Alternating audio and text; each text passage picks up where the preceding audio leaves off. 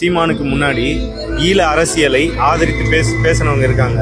நான் பேர் சொல்ல விரும்பல, 2 பேர் இருக்காங்க.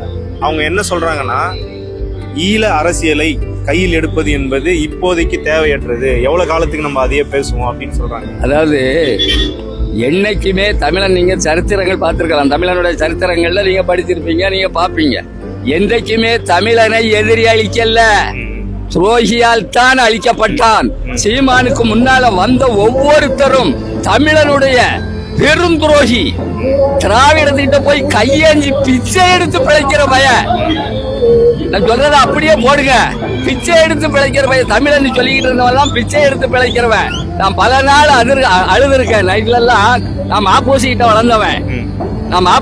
வளர்ந்தவன். தமிழனுக்கு நாதியே இல்லை என்று அழுது கிடக்கும் போதுதான் சீமான் வந்தான்.